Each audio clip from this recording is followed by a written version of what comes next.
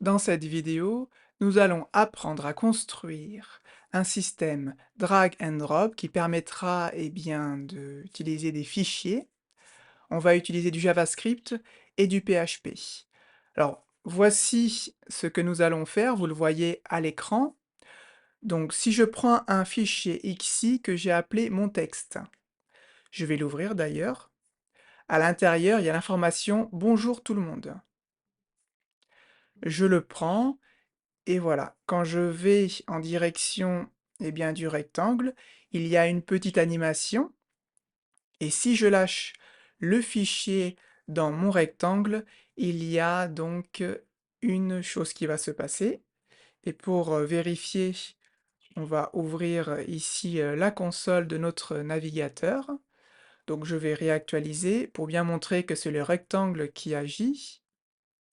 Donc, hop, je lâche et il se passe quelque chose. Donc, côté client, côté JavaScript, on a les informations du fichier, notamment son nom, montext.txt, donc ça correspond. Et ensuite, il y a des choses que l'on pourra faire grâce à du code. Donc, côté client, côté JS, on pourra lire le contenu, c'est ce qu'on voit ici. Et côté serveur, donc nous, on utilisera du PHP.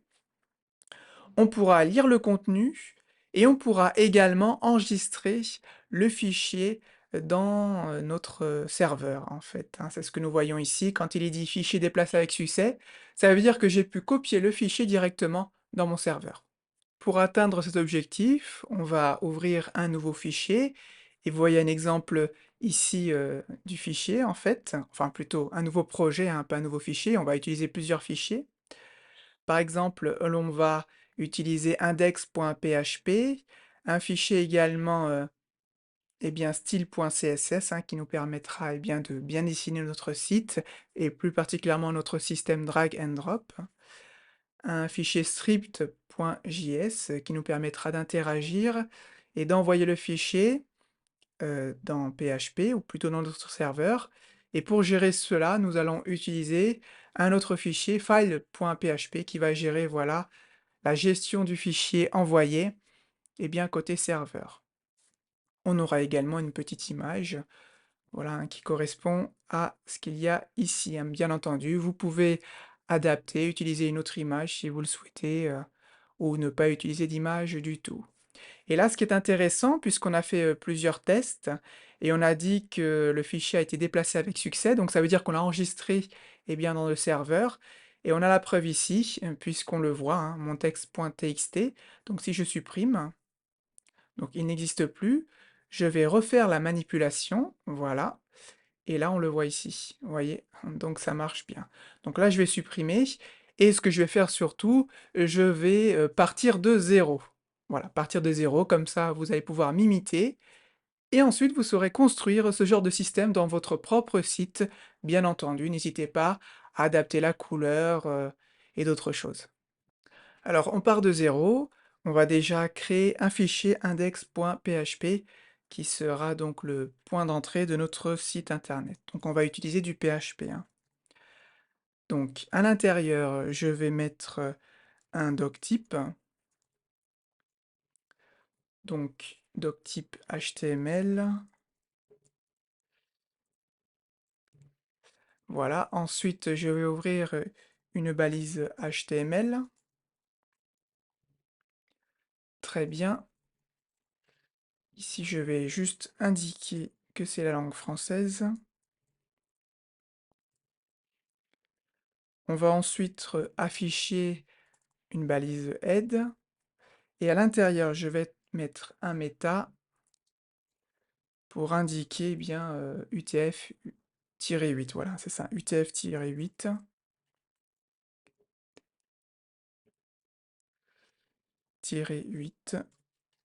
voilà, comme ça, les caractères seront formatés correctement, on n'aura pas de bug ou de problème. Je peux ajouter une balise title où je vais juste mettre ma page internet. Voilà, ce n'est pas obligé. Ensuite, je vais utiliser une balise link. Et à l'intérieur, donc, je vais juste mettre Donc il faut mettre le chemin du fichier script.css. Donc je vais déjà le créer, pas script, pardon, style.css. Voilà, je vais le créer, on le modifiera plus tard. Et donc je vais utiliser, hop, donc voilà, c'est un style. Et je vais donc utiliser cet attribut href pour indiquer où se trouvera le style. Donc nous, c'est le fichier style.css. Très bien, au niveau du head, voilà, on a fini. On va enlever ici les espaces. Ok, maintenant, on va insérer une balise body. Et déjà, à la fin du body, on va mettre le script. Donc il y a un T à la fin. CRC. Et donc on va également le créer. Et on le modifiera plus tard. Donc moi je vais appeler ça script.js. Mais vous pouvez l'appeler comme vous voulez. .js. Voilà. Maintenant, il faut insérer le système de drag and drop. Donc c'est un rectangle, tout simple. Et à l'intérieur de ce rectangle, eh bien, il nous sera possible d'enregistrer ou d'indiquer, ou plutôt de déposer un fichier qu'il y a dans notre machine locale. Donc c'est parti. On va commencer par créer un div et on va y mettre un ID que l'on va appeler dropZone.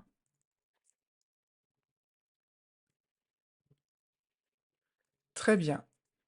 Donc à l'intérieur de ce dropZone, on va y mettre un div et à l'intérieur, on va mettre une image. Donc là, c'est pas obligé, hein, mais voilà, hein, c'est bien de mettre une image, hein, c'est plus joli, à mon humble avis. Mais voilà, vous pouvez, vous n'êtes pas obligé. Donc l'image, on va l'appeler drop.png et je vais l'insérer tout de suite, hein. Avant, je vais juste terminer et je vais mettre également un ID à cette image pour ensuite pouvoir interagir bien, avec du JavaScript. Et je crois qu'on va également, oui, on va utiliser du CSS également pour mettre en forme cette image correctement. Et je vais appeler l'ID image drop. Voilà, donc j'ai l'image, je vais directement la mettre dans mon projet de cette façon, et là vous voyez que je l'ai, hein. Bien entendu, vous pouvez adapter, hein, et mettre une autre image. Alors sachez que cette image, je l'ai récupérée tout simplement dans Canva, le site internet. Ok, donc je vais fermer ici, ici, et ici je vais fermer aussi. Hop, voilà, et donc on va déjà voir si les choses fonctionnent bien dans notre site. Donc déjà, normalement, l'image devrait apparaître, au moins l'image. Donc je vais ouvrir le terminal directement dans mon éditeur de code. Voilà qui est fait, et grâce au terminal, je vais pouvoir lancer un serveur local, un serveur PHP, qui nous permettra bien, de gérer les fichiers PHP. Pour cela, je tape la commande PHP, et déjà, si vous voulez m'imiter, il faut vérifier que vous ayez bien PHP. Donc vous faites PHP-V, si vous voyez un numéro de version, tout va bien, PHP est installé. Sinon, il faudra l'installer ou utiliser un autre système pour pouvoir lancer un serveur PHP en local. Donc moi, je fais PHP-S et je vais faire localhost 8777. Bien entendu, vous pouvez choisir n'importe quel autre port, mais il faudra le retenir pour pouvoir l'insérer dans votre navigateur. Et nous-mêmes, dans notre navigateur, alors le localhost 8888 correspond au test que j'ai fait avant cette vidéo, mais nous, on part du début. Donc on fait un localhost, et on fait 87777. Voilà. Et donc là déjà, il y a un petit souci, et on va corriger. Alors pour le souci, c'est très simple. En fait, ici, hop, si on va, j'ai appelé ça drop.png, mais quand j'ai copié l'image, je l'avais appelé image.png. Donc il nous suffit de changer ici. On ferme ensuite cet onglet, on sauvegarde bien tout, c'est bon. Je réactualise et maintenant ça marche. Mais on va mettre les choses en forme correctement. Mais voilà, en tout cas, On est content puisque notre site fonctionne bien, il est bien lancé, on pourra faire des tests. Alors, je retourne ici, je ferme cet onglet pour l'instant, et ensuite, eh bien, on va continuer et on va créer un nouveau div. Donc ce div aura un ID que l'on va l'appeler drop. Et à l'intérieur, on met tout simplement un message, déposer le fichier ici. Je sauvegarde, et là on voit bien le message. Mais voilà, c'est très moche, on va mettre en forme correctement grâce à notre style.css. Donc c'est parti, nous allons commencer par... alors nous allons commencer par faire quelque chose d'autre. Il me semble que j'ai oublié quelque chose, voilà, hein. Dans l'exemple, ici dropZone, il a un parent, un autre div, que je vais nommer en ID drag and drop. Voilà, et je vais mettre ce div directement à l'intérieur. Ah mince, non, excusez-moi. Hop, voilà. C'est comme ça. On fait un peu de rangement. Voilà, tout est nickel, on enlève les espaces. Ici, pareil, je vais enlever les espaces. Voilà, c'est... Bon, ici, je vais enlever l'espace aussi. Et ici aussi, pour que vous puissiez bien voir. Et le terminal, je vais le quitter car on n'en aura plus besoin, sauf erreur de ma part. Comme ça, on voit plus de choses. C'est très bien. Donc on va commencer par cet ID-là, le mettre en forme. Donc avec du style et avec le CSS, bien entendu. Donc, alors vous pouvez carrément copier les règles avec moi. Une marge auto. OK. Texte align center. Un display flex.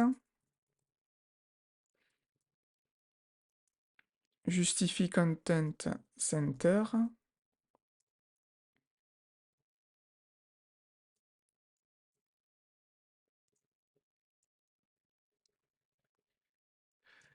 Texte, pardon, align items center également. On va tout centrer en fait pour que ce soit plus joli. Flag direction, par contre, on mettra colonne, hein, parce qu'on veut pas que les éléments, donc c'est celui-ci, le... Attendez, hop, je vais mettre également une tabulation ici, voilà. On ne veut pas que... Enfin, qu'il y ait un problème, quoi. Mais il me semble qu'il y a des choses qui sont inutiles. Donc on va vérifier ensemble. Voilà, comme ça on fait les tests ensemble. On vérifie, on réfléchit. Ok, si je fais ça, donc c'est bien au centre, mais il me semble qu'il y a des choses inutiles. Par exemple, le margin est inutile, hein, voilà. Parce que finalement, ça revient au même. Ok. Pareil, flag direction, je pense que c'est quand j'ai fait des tests. C'est inutile parce qu'il n'y a qu'un élément, hein, finalement, vous voyez. Drag and drop, il y a juste l'élément div en tant qu'enfant, donc voilà, hein, peu importe, peu importe cette règle, flag direction, de toute façon, il n'y a qu'un élément, donc ça reviendra au même, que ce soit en ligne, en colonne, c'est pareil, hein. Ensuite, bah, par exemple, texte à ligne, j'ai l'impression que c'est inutile aussi. On va vérifier. Non, là, c'est pas inutile, ça le met... D'accord. Ça centre le texte, ok. Bon, on aurait pu faire autrement, hein, mais on va laisser comme ça. Je vais juste voir ça aussi, voir ce qui est inutile ou pas. Donc ok, là c'est utile. Mais peut-être que celui-ci n'est pas utile. Voilà, hein, c'est pas utile pour l'instant. Donc voilà, s'il y a une erreur, je le remettrai. Mais voilà, on va essayer de faire les choses simplement, hein, c'est beaucoup mieux, hein. On a fait drag and drop, ok. Maintenant, on va continuer. Nous allons bien, dessiner la drop zone. Donc, qui correspond à ce qu'il y a ici, au rectangle. Donc on va le dessiner d'une façon correcte pour que ce soit joli et agréable pour l'utilisateur. Donc c'est l'ID drop zone, donc on copie et on colle. Voilà. Ensuite on fait une bordure, 3px, une bordure. Alors vous pouvez modifier ou en tout cas adapter selon vos désirs, hein, bien entendu. moi je vais bien utiliser, cette option et cette couleur-là. On va vraiment copier ce que j'ai fait, précédemment. Mais voilà, hein, vous pouvez adapter la couleur bien entendu, hein. OK, on va déjà vérifier. OK, on a notre drop zone, impeccable. On va continuer, on va mettre un padding de 50 pour tout. Ensuite, on va mettre un padding left de 150 px et un padding right de 150 px. Voilà, voilà. Donc ça a mis en forme, mais vous allez comprendre pourquoi est-ce que je fais cela tout à l'heure. On va continuer. Alors, vous voyez ici, quand je mets mon... non, en fait, on va... Alors, c'est vrai qu'ici, j'ai fait comme si c'était un pointeur, mais finalement, c'est pas utile, hein, parce qu'il y a juste l'option de drag and drop. Donc, on va pas mettre de pointeur. On va juste colorier tous les textes, en fait, et notamment celle-ci, en violet. Donc, c'est parti. Color. Et on va mettre ça. Voilà qui est fait. Donc là, ça marche bien. Ensuite, font size 25, px, font family Verdana et background color, on va mettre un violet très très clair, tellement clair qu'on dirait du blanc. Voilà. Et voilà qui est fait, hein. Donc voilà, c'est déjà pas mal. On va continuer, bien entendu. Alors, qu'est-ce qu'on va faire? On va maintenant s'occuper du drop. Alors, le drop ici, on va juste... En fait, on va rien mettre. Je pense que si je mets la règle que j'avais prévue dans drop zone, ça va fonctionner. On verra plus tard. Alors, je vais vous expliquer pourquoi je vais mettre la prochaine règle. Vous voyez ici, il y a une animation. Donc, je change les règles en fait avec du JavaScript, mais les règles sont changées progressivement grâce à une animation. Pour pouvoir faire cette animation, il faut que j'utilise une règle CSS que je vais mettre dans drop zone. Et cette règle, c'est transition. Donc ça fait une transition entre deux règles CSS et une transition de 0,3 secondes, donc 300 millisecondes. Voilà qui est fait. On va maintenant voilà, utiliser image drop. On va mettre en forme notre image. Alors, c'est très bien. Donc on va juste faire un white de 60 px. Voilà qui est fait. Et là, c'est pas bien aligné. Et je crois comprendre que finalement, cette règle align items est importante. Donc on va le mettre. Voilà. Ah non, c'est pas cette règle-là. Alors on va essayer de réfléchir. J'ai fait quelques modifications, donc j'ai enlevé align items. Et ici, la transition, finalement, je vais modifier. Je vais vraiment l'insérer directement aux endroits où il y aura une transition. Donc je vais faire un drop ici. Et ici, je vais mettre les transitions là où il faut les mettre. Donc là où c'est écrit et également l'image. Voilà. Parce que vous voyez, si je fais ça, la transition se fait automatiquement dès l'actualisation. C'est parce que la transition est ici. C'est pour ça que je vais l'effacer et que je les ai mis ailleurs. Et vous allez comprendre pourquoi. Voilà. Et d'ailleurs, là, ça le fait aussi. Est-ce que ça le fait ici aussi? Pourtant, ici, ça le fait pas. On va voir ensemble quelle est la différence. J'ai donc trouvé une différence. Voilà, ici j'ai oublié le P, 150 px. Peut-être que vous avez vu l'erreur depuis tout à l'heure. Et voilà, si je réactualise, ça fonctionne bien. Pour la transition, là, on verra plus tard. Donc, on va continuer.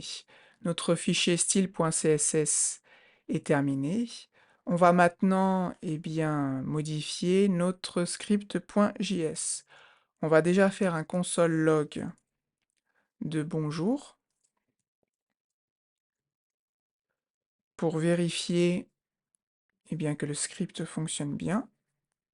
Voilà, il est bien relié à notre site internet et c'est le cas. Vous voyez ici, c'est marqué bonjour. Donc ça fonctionne bien, c'est super. Je l'ai supprimé et maintenant on va utiliser des variables qui vont pointer vers 3 éléments de notre DOM. Donc drop zone, image drop et drop. Drag and drop, on n'en aura pas besoin. On commence par drop zone, on fait un const pour la variable ou la constante, et on fait un document .get element by id, et on met l'id directement à l'intérieur, drop zone. Je vais copier cette ligne plusieurs fois, voilà, ici, je vais réduire, et je vais faire la même chose pour image drop, voilà, et la même chose pour drop. Et voilà. Et maintenant, on va travailler par événement. Nous allons utiliser 3 principaux événements.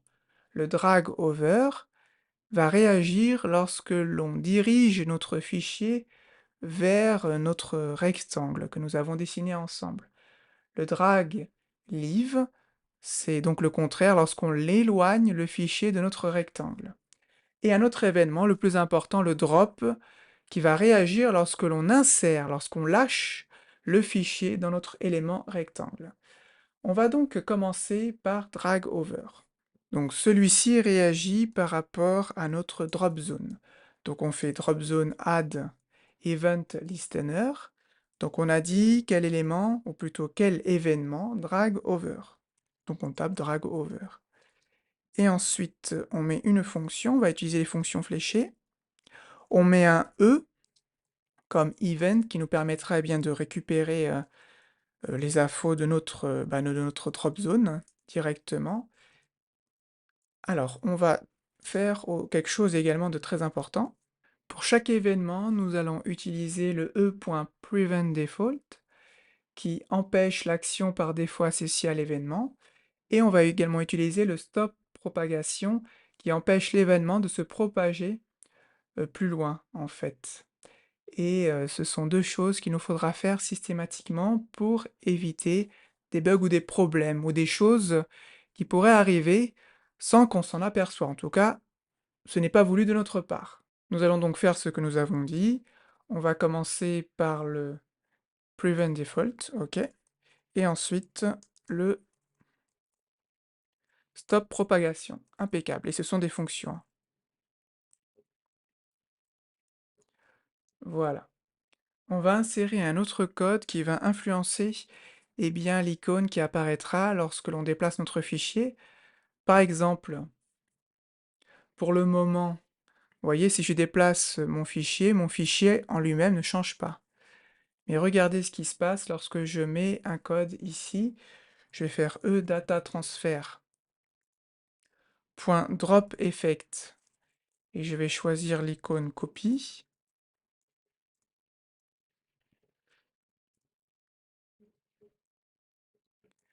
Ok, je réactualise.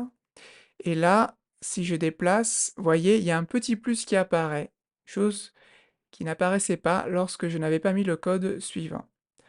Ensuite, on va modifier le drop ici, et on va... Donc le drop correspond à quoi? Vous vous rappelez, ça correspond au déposer le fichier. Et on veut qu'il agrandisse lorsque l'on met le fichier. Pour cela, on fait drop style font size, et on va mettre 30. Donc à la base, c'était 25. On va vérifier, hein. Et là maintenant, ça sera 30, regardez. Alors, est-ce que c'était bien 25? Oui, hein, c'était 25. Et donc, ça va être 30 quand on rapproche le fichier. Vous voyez? Hop! Donc, il y a une animation. Le seul problème, pour l'instant, c'est que quand j'enlève mon fichier, eh bien, ça ne remet pas à la position de départ. Mais ça, nous verrons plus tard. On va continuer. Et on va modifier également l'image. On veut qu'elle agrandisse. Toujours pour cet effet qui est sympa à l'œil de l'utilisateur. Donc, on fait image drop style. wide, voilà, et on va mettre 80 px, et à la base, c'était du 60. Donc voilà, il y aura un petit effet. Je sauvegarde, c'est OK, je réactualise, et là, tout grandit. Mais ce n'est pas fini. On va maintenant utiliser le drag leave qui permet de faire des choses lorsque l'on éloigne le fichier de notre zone. Vous voyez, là, je me rapproche, alors je vais réactualiser. Vous voyez ici, je me rapproche, il y a un effet, mais quand j'éloigne, il n'y a pas d'effet. Nous allons corriger cela. Pour ce faire, nous allons utiliser donc un nouvel événement, c'est l'événement drag leave. Donc dropzone.add listener, add event listener, drag leave. Nous allons utiliser une fonction fléchée.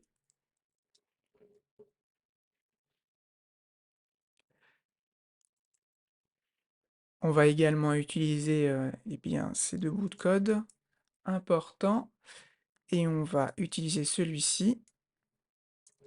On va mettre les positions de départ. Donc on a dit que pour le texte c'est 25 px, et pour l'image c'est 60 pixels. Donc j'ai sauvegardé, je réactualise, et là vous voyez, hop, donc ça fonctionne, mais quand j'enlève, l'animation se fait également. Donc c'est très bien. Mais il nous reste une chose à faire, et oui, je vais ouvrir ici la console eh bien, de notre navigateur. Et si je place le fichier directement dans le rectangle et que je lâche, bah, finalement, il ne se passe pas ce que nous avons prévu, en fait. Là, il est en train d'ouvrir carrément le fichier. Donc on va modifier, hein, bien sûr, parce que c'est pas ce que nous souhaitons. Et pour cela, nous allons utiliser un troisième événement. L'événement que nous allons utiliser, c'est drag-leave. Donc je fais toujours drop zone. Alors c'est pas drag-leave, pardon, c'est drop, hein. Drag-leave, on l'a déjà fait. Donc toujours la même propriété. Et à l'intérieur, je mets drop. Alors toujours la fonction fléchée. Alors je mets toujours le bout de code ici. Voilà. Et déjà, on va voir ce qui se passe. Alors, je vais mettre mon fichier ici. Voilà, donc il ne se passe rien, mais déjà, on a vu quelque chose qui est intéressant. Le navigateur n'ouvre pas directement le fichier, et cela grâce eh bien, au bout de code que nous avons mis ici. Il me semble que c'est celui-ci, hein, voilà, qui empêche la fonction par défaut voilà, de se faire, hein. Il me semble que c'est ça, hein, ou c'est peut-être l'autre, mais en tout cas, l'un des deux permet d'éviter ce mauvais comportement. On va continuer, et l'on va utiliser eh bien, une variable que l'on va nommer file. Et à l'intérieur, on va mettre notre fichier tout simplement grâce donc au E, qui correspond donc à notre paramètre ici, data, transfert, files. Donc on récupère tous les fichiers. Et je vais déjà faire un console.log de file. Alors je vais plutôt mettre avec un S parce qu'en fait il va récupérer tous les fichiers. Si on voulait en mettre plusieurs, c'était possible également, mais on va juste gérer un fichier, c'est déjà pas mal. Je réactualise, je fais ça, et là un petit problème, donc je vais corriger tout de suite. Il n'y a pas de T ici. Je recommence, et là on a bien notre fichier avec les informations. Donc vous voyez, on nous renvoie un tableau, un array. Et donc voilà, le premier élément de ce tableau, c'est notre fichier. Si on en mettait plusieurs, il y aurait plusieurs fichiers. Mais on va gérer juste un fichier. Donc on a des informations, notamment la taille et également le nom de notre fichier. On va poursuivre, et dans un premier temps, on va essayer d'ouvrir notre fichier, en tout cas plutôt copier le contenu de notre fichier en JavaScript. Pour cela, on va utiliser un objet, le file reader. Donc on va mettre celui-ci dans une variable reader. Donc on a dit file reader, donc c'est le nom de la classe. Et on va créer une instance de cette classe que l'on va mettre dans reader. Donc la particularité de cette classe, c'est qu'elle utilise des événements. Donc lorsque l'on va charger notre fichier, lorsqu'on va vouloir lire notre fichier, un événement, voilà, va être mis en place en quelque sorte. Donc on va faire un reader.onload. Donc dès que c'est chargé, il va se passer quelque chose. Et ce qui va se passer, on va le mettre dans cette fonction. On va faire un console log de reader.result. Et donc pour l'instant, il ne va rien se passer parce qu'il nous faut agir, il nous faut créer quelque chose qui va justement enclencher ce onload. Et pour cela, on va également utiliser le reader. Et on va faire read as a text, puisque c'est un texte. Et on va mettre file, et on met bien le premier élément, car on lit un fichier et non pas un tableau, hein. Ok, j'ai sauvegardé, je réactualise, je mets mon fichier, et vous voyez, on voit bien ici, bonjour tout le monde. Donc ce code-là permet de lire le contenu de notre fichier, et ensuite ici, vous en faites ce que vous voulez. Voilà, donc je vais mettre un petit peu de mise en forme, et ici, je vais créer un autre console.log, je vais écrire directement quelque chose pour que nous puissions nous y retrouver. Je vais mettre lecture client JS, pour bien comprendre qu'ici, on lit notre fichier grâce à du JS. Et pourquoi faire cette différence? Eh bien parce que nous allons maintenant manipuler ce fichier grâce à du PHP, donc côté serveur. Ici, nous avons lu côté client, maintenant nous allons lire côté serveur grâce à du PHP. Pour envoyer en JavaScript notre fichier au serveur, qui est géré en PHP, eh bien, il faut utiliser un form data pour eh bien, préparer notre fichier à l'envoi, et ensuite on va utiliser la fonction fetch, qui permet d'envoyer quelque chose au serveur. Commençons par créer notre form data, alors je vais sauter une ligne, voilà, qui est une instance de form data.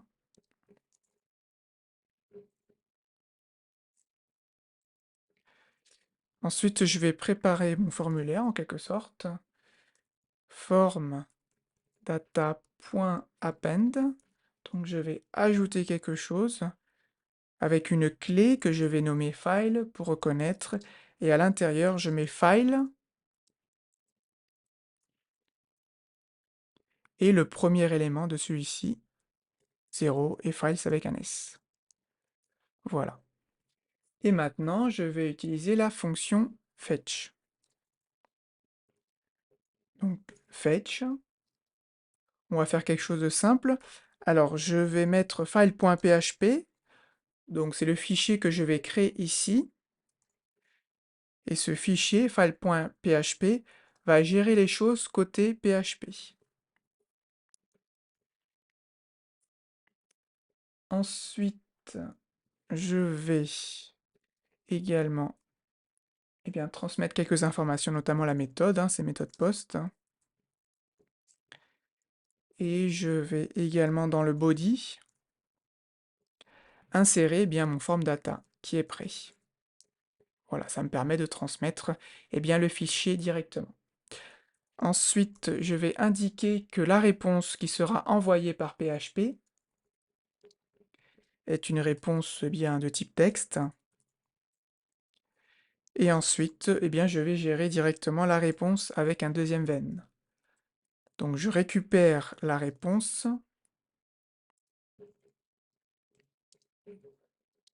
et celle-ci, eh bien, je vais ensuite pouvoir la traiter. Donc, je vais par exemple mettre un console log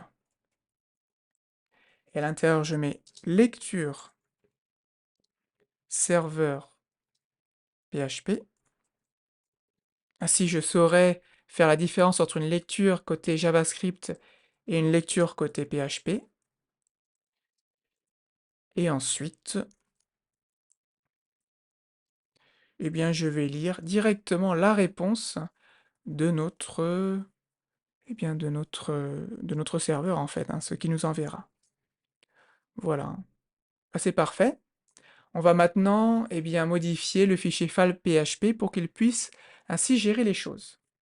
Donc, c'est un fichier PHP. On commence par utiliser la variable spéciale PHP.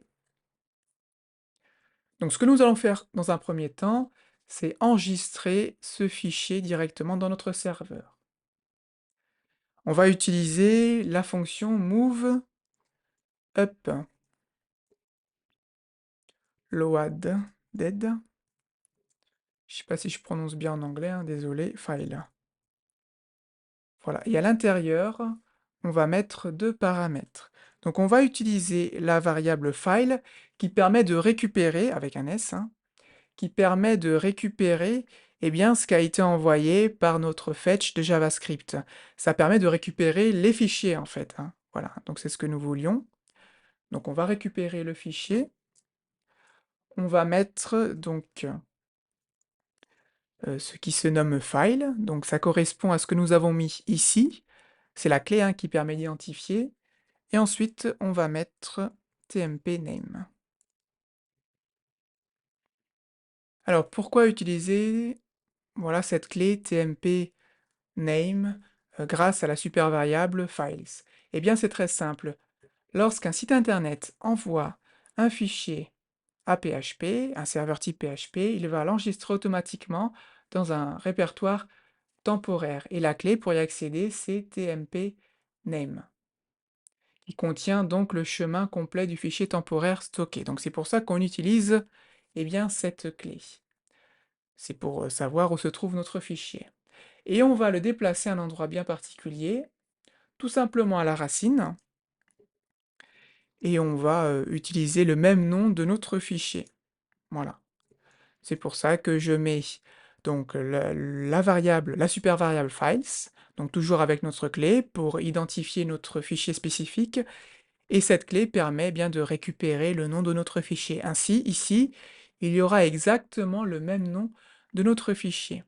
Donc cette fonction renvoie un booléen que l'on va récupérer. Ainsi, on peut faire un écho de check. On va utiliser les ternaires. Et donc, si les choses se passent bien, on peut dire à la partie client eh bien, que le fichier a été déplacé avec succès. OK. Sinon, on va mettre erreur, hein, mais normalement, les choses devraient bien se passer. Mais on ne sait jamais, hein. Donc là, je fais les choses très simplement, hein, bien sûr, mais il est préférable également de vérifier que le fichier existe bien, etc., etc. On peut faire ça avec des if, mais je ne le fais pas là pour simplifier. Et bien voilà, c'est terminé, on va pouvoir faire un test. Alors, voyons cela ensemble, je mets mon fichier, voilà. Donc c'est très bien, lecture client, bon ça marchait, bonjour tout le monde. Lecture serveur, on nous dit ici que le fichier a été déplacé avec succès. Et si je regarde dans mon projet, on le voit bien ici, mon texte, hein, .txt, si j'ouvre, on reconnaît bien notre fichier, hein. Bonjour tout le monde, c'est parfait, hein. Donc je vais le supprimer, voilà, et je vais réactualiser. Et je vais vous indiquer quelque chose. Donc là, je vais réessayer. Donc l'animation se passe bien, elle fonctionne. Si je lâche, ça fonctionne, mais on voit que l'animation eh bien, ne revient pas au point de départ. Donc c'est dommage. Ça, nous verrons plus tard comment faire, hein. Mais pour l'instant, je vais continuer côté PHP. Et ensuite, on reviendra côté JavaScript pour faire la modification qui nous permettra eh bien, d'avoir une belle animation lorsqu'on dépose le fichier. Je réactualise. Et donc j'ai dit que je continuais. côté PHP. Donc là, nous avons appris à télécharger notre fichier et à le déplacer quelque part dans notre serveur. Donc ça, c'est très bien, mais nous allons maintenant faire autre chose. Nous allons lire le fichier, pas côté client, mais côté PHP, et on va renvoyer le résultat bien directement bien dans notre côté client. Alors ici, je vais mettre déplacer le fichier, OK. Et ensuite ici, je vais mettre lire le fichier. Comment faisons-nous pour lire le fichier? Alors c'est très simple, on va utiliser bien n'importe quelle variable. Je vais l'appeler, par exemple file content. Je vais utiliser la fonction très connue file get contents qui permet de lire le fichier. Et là, il faut que dans un serveur, hein, bien entendu, hein. Et là, notre fichier est ici. Donc on peut mettre directement le nom de notre fichier, hein, qui est identique au nom du fichier que l'on a bien envoyé. J'aurais pu mettre directement mon texte.txt ici, hein. Voilà, il y a deux façons de faire. Ensuite, je vais faire un echo de file content et on va voir si ça renvoie bien le contenu de notre fichier. Alors, je vais voir ça tout de suite, je réactualise, je mets ici mon fichier, et voilà, donc côté client, ça fonctionne toujours. Le fichier a été déplacé avec succès, donc il existait déjà, mais il a été écrasé, c'est pas grave. Mais cette ligne est très intéressante, car on voit «Bonjour tout le monde», donc côté serveur, on a bien le contenu de notre fichier. Il a bien réussi à le lire et à l'envoyer, donc au script, hein, c'est cette partie-là, hein, qui renvoie tout ce qui a été envoyé par les échos de PHP. Donc ça fonctionne très bien. La seule chose qui nous reste à faire, c'est bien refaire une animation lorsque le fichier a été envoyé au serveur. Et ça va être très simple, vous allez voir. Ici, côté script, côté JavaScript, donc côté client, lorsque le fichier a été bien envoyé et qu'on a les résultats de cet envoi, il nous suffit bien, de modifier le drop style. En fait, pour faire encore plus simple, comme on veut faire exactement la même chose que lorsque l'on, lorsqu'il y a l'événement drag leave, on copie ici, clac, et on colle là, et les choses vont bien fonctionner. Vous allez voir. Voilà, ça fonctionne bien. C'est super, et finalement, on a terminé. Ce fut une vidéo un peu longue, mais nécessaire. Et j'ai essayé d'être le plus simple possible pour vous permettre d'utiliser ce système dans votre propre site internet. Mais cette vidéo peut amener quelques questions. N'hésitez pas à poser les questions directement en commentaire pour que je puisse y répondre. Et surtout, ça permet de partager la réponse à d'autres utilisateurs. Maintenant, peut-être que vous posez la question suivante, comment créer un serveur VPS directement? Quelles sont les étapes pour atteindre cet objectif? Eh bien, si vous voulez connaître la réponse à cette question, n'hésitez pas à regarder la prochaine vidéo.